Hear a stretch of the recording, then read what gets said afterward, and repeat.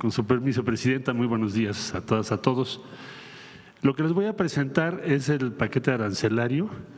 Se mandó al Congreso de la Unión por parte de nuestra Presidenta, la doctora Claudia Sheinbaum, el día 8 de septiembre y fue objeto de un largo proceso de discusión, revisión y finalmente aprobación con una serie de ajustes. Ahora, ¿cuál es el objetivo? Si ustedes me preguntan, ¿cuál es el propósito de ese paquete arancelario? En resumen, cuidar 350,000 empleos de México. Ese es el objetivo final. Paso a explicarles cómo está integrado. Bueno, tenemos la demanda, la exigencia, el punto de vista, la insistencia de la industria textil y de vestido, la industria de calzado, la industria del acero y ahora les voy a decir también la industria automotriz, que es donde estamos viendo más afectaciones al empleo. No porque no puedan competir, sino porque se están recibiendo productos con precios debajo de los precios de referencia internacional. Es decir, no hay piso parejo. Porque con piso parejo, pues no sería justificado aplicar un arancel, pero cuando el piso está disparejo, tienes que corregir, remediar, se llama, remediar esa desventaja o esa injusticia.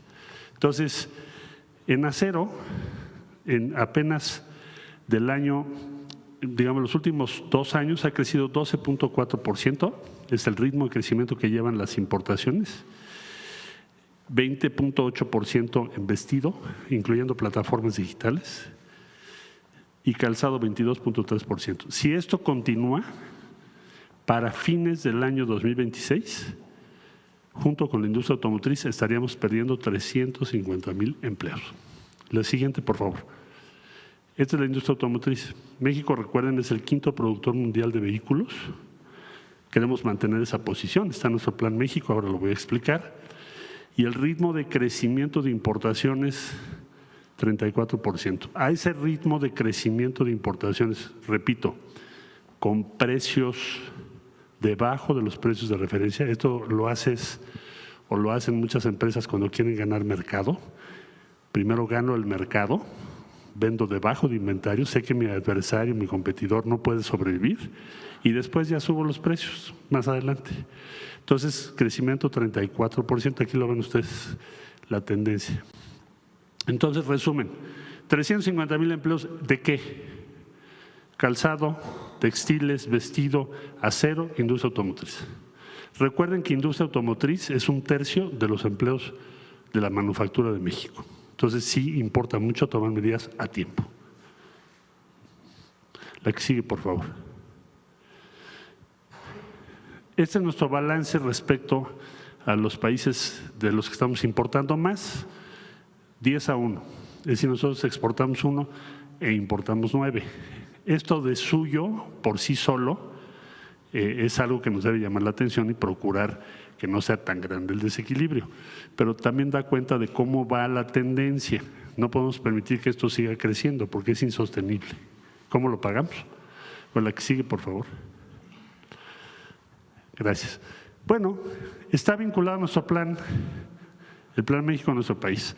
Nuestro objetivo, queremos elevar el 15% de contenido nacional en las cadenas productivas, es lo que dice el plan, cada vez producir más en México, reemplazar insumos que necesitamos para poderlos desarrollar aquí, sustituir importaciones en algunos casos, reforzar hecho en México, elevar la inversión nacional hasta el 28% del Producto Interno Bruto, generar 1.5 millones de empleos, pues es lo más importante, generar los empleos que vamos a necesitar y lograr que nuestro consumo nacional tenga cada vez más proveeduría de empresas grandes, pequeñas y medianas, no olvidar pequeñas y medianas, es el 90% de la economía de México. La que sigue, por favor. Bueno, ¿cómo se elaboró este paquete? Entonces, seleccionamos los sectores industriales estratégicos, ya les dije los 4 más importantes. Se ubicaron 1,466 fracciones arancelarias. Aquí quiero explicarles lo siguiente. Nosotros no hemos tomado en el paquete que se mandó al Congreso una decisión por país. México no establece aranceles a un país, es decir, el objetivo no es cobrar más respecto a un país que fabrica cierto producto. No es el objetivo. El objetivo, como ya expliqué, es proteger ciertos sectores industriales. Entonces, nuestra organización está por producto. Y hablamos de los países con los que no tenemos tratado comercial, porque cuando tienes un tratado comercial no puedes aplicar estos aranceles. El tratado dice que no lo hagas.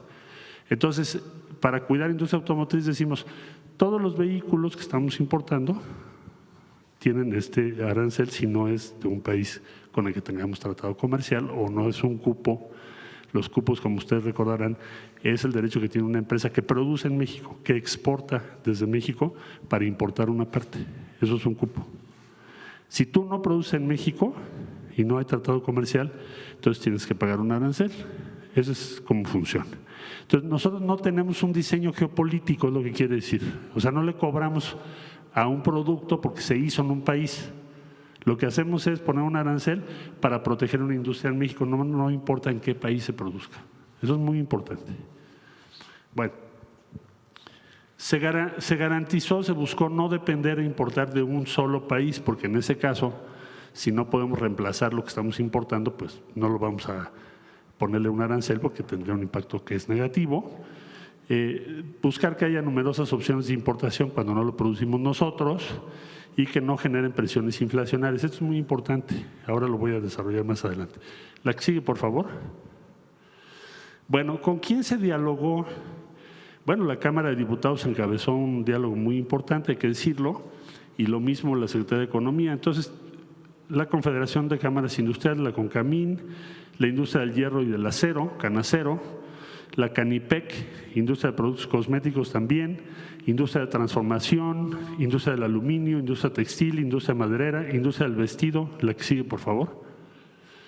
La Cámara Nacional de la Industria de la Celulosa y del Papel, fabricante de envases metálicos, manufacturas eléctricas, obviamente la industria automotriz, tiendas de autoservicios departamentales, Industria Nacional de Autopartes, entre las principales.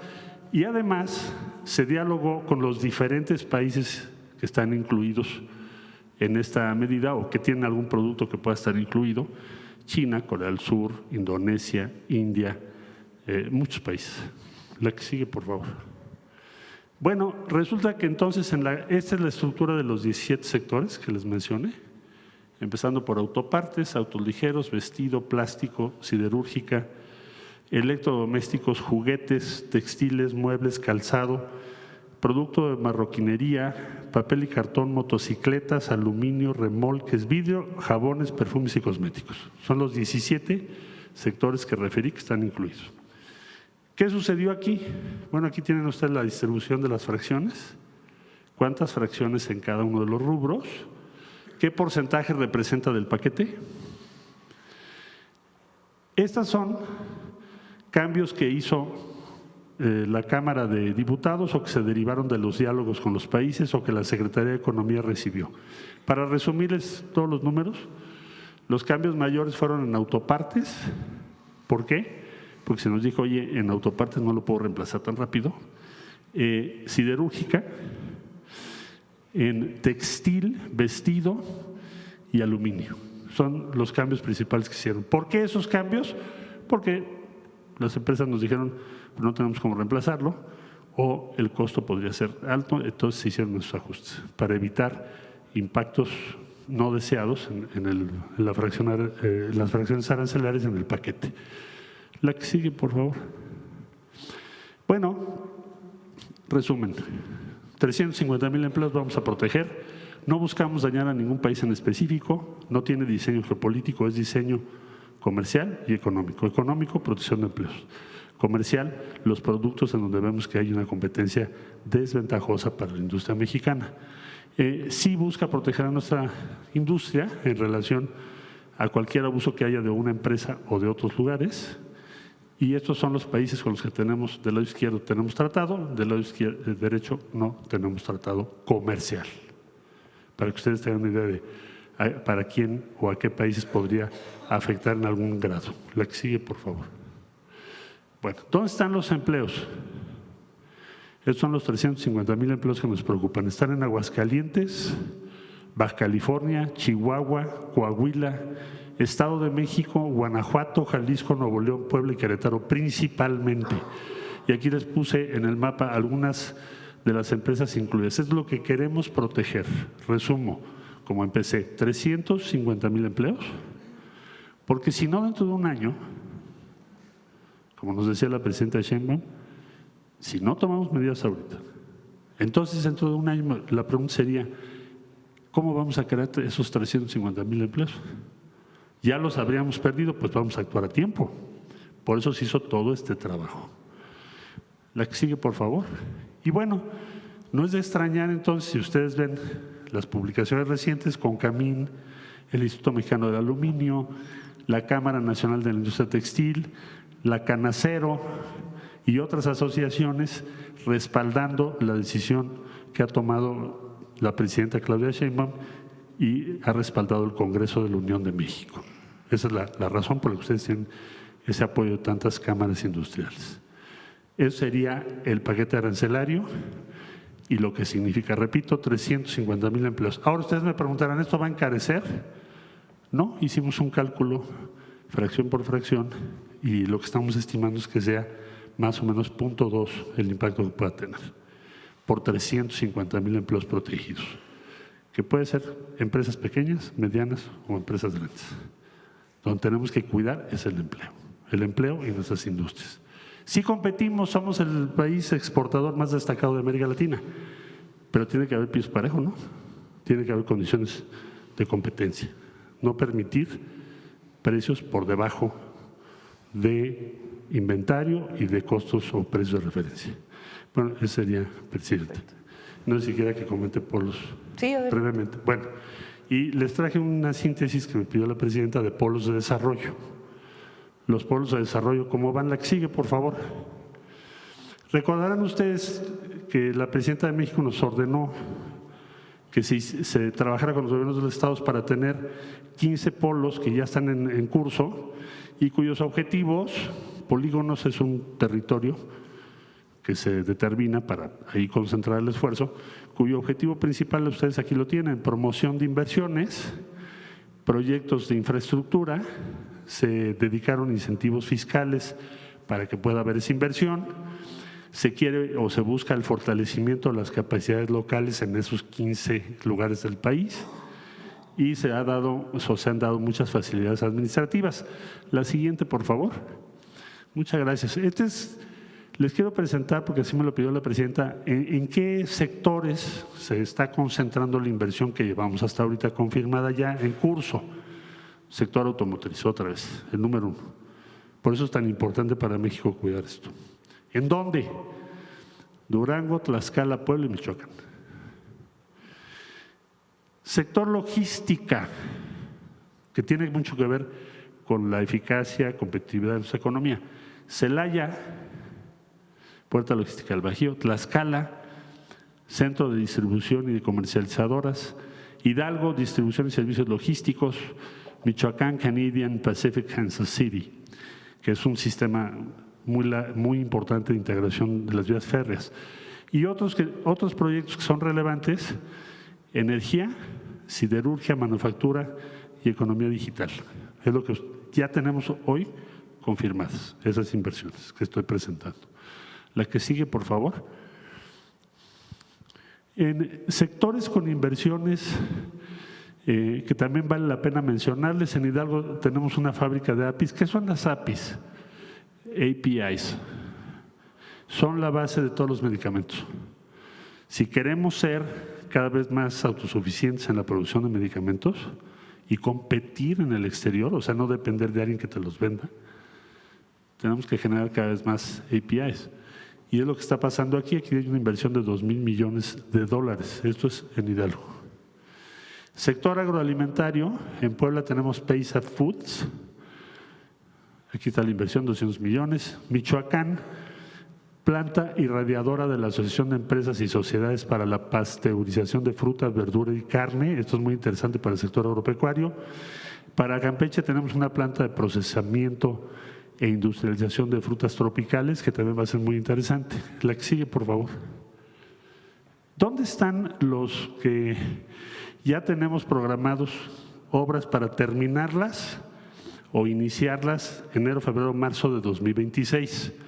Durango, que ya lo mencioné, Celaya, Morelia, Sinapecuaro, Michoacán, San José, Chiapa, Nopalucan, estos en Puebla, Huamantla, Tlaxcala, que estarán ya, este polo ya tiene el 100% de la superficie comprometida y estamos terminando enero, febrero, marzo, estos 6 polos de desarrollo con sus obras y sus inversiones. El segundo trimestre tenemos otros 9, de manera que tengamos los 15 que nos ha pedido la presidenta Claudia Sheinbaum. Pues ese sería como el resumen. La siguiente, por favor. Y por último, bueno, ¿quién está financiando o cómo estamos participando? Gobierno Federal, Nacional Financiera, financiamiento para el desarrollo y urbanización de los polos, Banobras, conexión de última milla para servicios y obras de infraestructura. Desde luego los gobiernos estatales están invirtiendo en obras de infraestructura, logística y servicios y desde luego la inversión privada que son los desarrolladores y las empresas que les acabo de comentar. Entonces vamos en tiempo, para enero, febrero, marzo tenemos 6 de los 15 polos en obras o ya terminando su primer desarrollo. ¿Sería cuánto, señora presidenta? Gracias, presidente.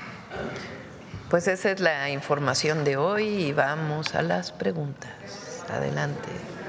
A ver, allá atrás, vamos de atrás para adelante, compañero. Gracias. Buenos días, presidenta. Alejandro Alemán, de Diario Plaza Juárez.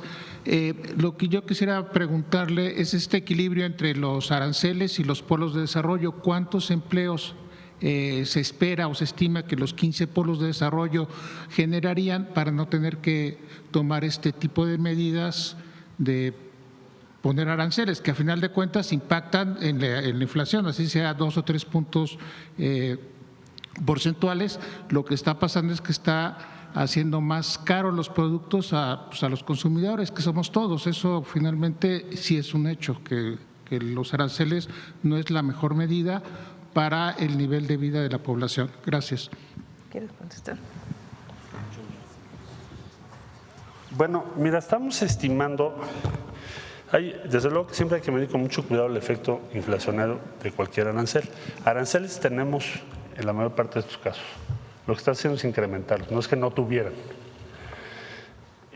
Como tenemos estimado cuál es el diferencial con el precio de referencia, es decir, más o menos con lo que les cuesta producir cada cosa, sabemos que el impacto que va a tener al final es de 0.2 aproximado. ¿Por qué? Pues porque tienen un margen muy grande de inventario.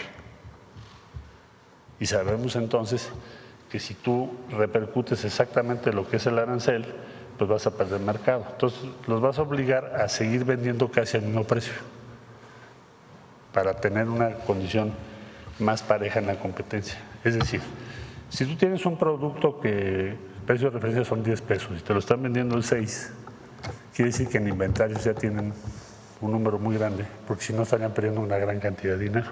Entonces van a tener que participar en el mercado ajustando o reduciendo el diferencial de precio que tienen y que les permiten tanto inventarios como otras cosas. Puede ser que tengan subsidios, retorno de impuestos, porque de lo que se trata es de ganar mercado a cualquier costo. Entonces, si me estoy explicando. Entonces, no hagas una repercusión lineal del precio en el producto final. Además, hay muchas cosas distintas. Una cosa son bienes intermedios y otra cosa son bienes terminados. Entonces, yo pensaría, mi cálculo es que, por ejemplo, en materia de vehículos, de los vehículos que estamos importando de Asia en particular, no estimamos que vaya a haber un aumento muy grande en el precio. ¿Por qué? Porque su objetivo estratégico es ganar mercado. Entonces te lo están mandando a un precio demasiado bajo que nos está haciendo mucho daño. Lo que los vas a obligar es a competir en una condición menos ventajosa respecto a nuestra propia industria manufacturera. No sé si me expliqué y fui claro. Tienen tal diferencial que pueden absorber el impacto, es lo que estoy diciendo.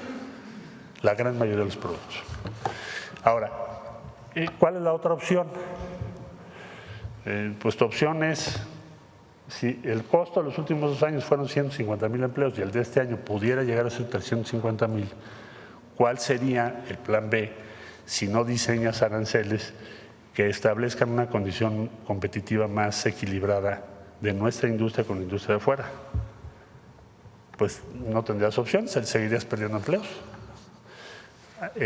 Por ejemplo, la industria manufacturera, la industria automotriz, si tú permites que pase lo mismo que la industria del calzado, no va a ser fácil que recuperes esos empleos, porque además tienes un entorno más complejo para exportar. O sea, hoy en día tenemos más reglas y restricciones para exportar industria automotriz que lo que era hace algunos años. Me refiero a nuestra industria en México. Entonces, por eso tenemos que proteger. Acero igual. Hay una sobreproducción en Asia del 60% en la industria del acero. Entonces, la pregunta es, bueno, si no queremos subir los aranceles en ninguna proporción, pues van a acabar con nuestra industria siderúrgica. Adiós. ¿Por qué? Pues porque tienes una sobreproducción del 60%. Entonces te van a vender a lo que puedan y a lo que les compres y el precio que les digas te lo van a vender. ¿Y entonces qué va a suceder? Pues vas a desmontar las plantas mexicanas que nos ha costado décadas establecer. Son industrias que implican grandes inversiones de capital y mucho tiempo. Entonces, es una medida, considero, preventiva, sensata. Ahora, ¿qué tan grande es o amplia es en nuestro comercio exterior? México es una de las economías más abiertas del mundo. No estamos planteando cambiar sustancialmente esa posición. Estás afectando más o menos el 8% del total de tu comercio en importaciones. Nada más. ¿Por qué? Porque es quirúrgico. Vas a proteger industrias que necesitan tener condiciones mejores para sobrevivir. Imagínate tú, por ejemplo, el acero, vamos a pensar, tengo un arancel de 50% de Estados Unidos. Y al mismo tiempo precios, debajo de precios de referencia. ¿Cómo se hace un precio de referencia? Sacas ¿cuánto le cuesta a todos los demás países y a todas las demás plantas producir ese acero? Y te da un precio de referencia. Un promedio, con un máximo y un mínimo. Están 60, 40, 35% abajo del precio de referencia. Evidentemente, nuestra industria no va a poder sobrevivir en esas condiciones. Entonces, esa es la lógica. 350,000 empleos, bajo impacto en inflación. Ahora, nos dijo la presidenta, escuchen a la industria, consulten al Congreso para que tengamos el menor impacto inflacionario posible y no perjudiquemos actividades económicas que sean relevantes. Por eso se hizo un proceso tan largo, desde septiembre hasta diciembre. Si la presidenta no hubiese tomado esa precaución, pues lo sacamos de un día a otro. ¿Y qué sucedería? Pues que a lo mejor habría muchas empresas o actividades que, como no tuvieron la oportunidad de decirte, oye, esos son los detalles, por ejemplo, autopartes. Pues escuchó a toda la industria automotriz, a la industria de autopartes, y nos dijeron, bueno, estas autopartes no las podemos reemplazar tan pronto, quizá en un plazo un poquito más largo. Entonces, por eso se accedió a muchas cosas que se sugirieron. Ese sería el resumen. 350,000 empleos, tengámoslo en mente, porque puede ser cualquiera de nosotros, no es una teoría. No los vamos a poder reemplazar si permitimos que se pierdan. Y también no es justo que se haga. No es justo, porque no son las mismas condiciones de competencia. Entonces, sí tenemos una obligación de proteger a la industria nacional, pequeña, mediana y grande, que tenga condiciones justas. Cuando sean justas, si alguien te compite y te produce algo mejor y te gana, ok. Pero es como en el deporte. Si alguien está haciendo trampa, pues no se vale, ¿no? Ese es. Por eso, secretario, pero el tema es que está hablando de 350,000 empleos contra una política que nos anunciaron desde el inicio del sexenio de crear 15 polos de desarrollo, que supongo que crearán por lo menos más de 350,000 empleos. No sé cuántos se piensen crear. Entonces, nada más para terminar el planteamiento, es por eso que no supondría que no tendríamos por qué estar metiendo aranceles cada vez que la industria o los empleos se ven en peligro. Gracias. Tú decías que la otra opción sería… No, es que una va con la otra. Tienes que proteger tu industria, por ejemplo, la industria manufacturera y automotriz, y al mismo tiempo tienes que buscar inversiones para crear nuevos empleos. Entonces, los polos de desarrollo, nosotros vamos a estar dando la información del número de empleos que se van generando en cada uno de los polos. Ahorita te puse las inversiones, pero lo podemos dar en empleos, también si nos autoriza la presidenta. Ahorita tenemos de los 15, 6 ya iniciando obra y con las inversiones aquí explicadas. Y presento con mucho gusto el número de empleos.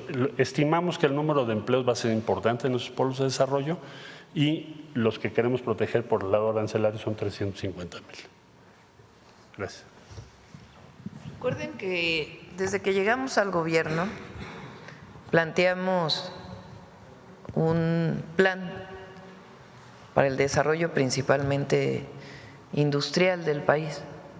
Se llama Plan México. No solo industrial, pero en una parte fundamental, sí. No va a haber inflación ni en alimentos derivado de estas medidas, ni en muchísimos productos. Incluso muchos productos intermedios se les dejó el arancel que tenían previamente, no se aumentó. Entonces, el objetivo es no perder empleos y aumentar empleos a través de otros instrumentos y de la propia inversión pública y privada en el país. Entonces, no es que esta idea de que no es deseable poner un impuesto a la importación, pues depende de las características y de las circunstancias. Nosotros planteamos desde el principio que queríamos una política en ciertas áreas de sustitución de importaciones, porque estamos importando lo mismo que exportamos en valor en dólares. Y lo que queremos pues es importar menos y exportar más. Entonces, eso lo dijimos desde incluso antes de que entrara el presidente Trump. Planteamos el Plan México desde que entramos al gobierno. Entonces, están los polos de bienestar, polos de desarrollo económico para el bienestar, pero hay muchas otras inversiones que no tienen que ver con los polos.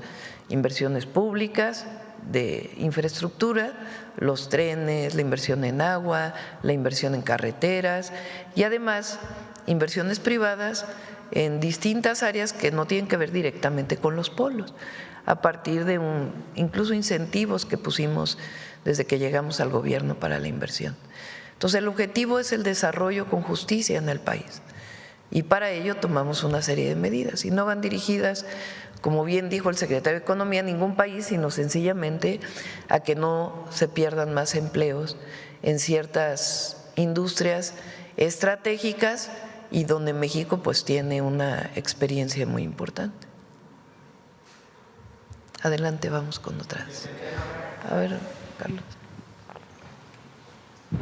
Buenos días a todas y todos. Carlos Navarro, de Heraldo Media Group. Bien lo comentan que no es para generar mayor recaudación, pero ¿cuánto estiman que se esté obteniendo de este paquete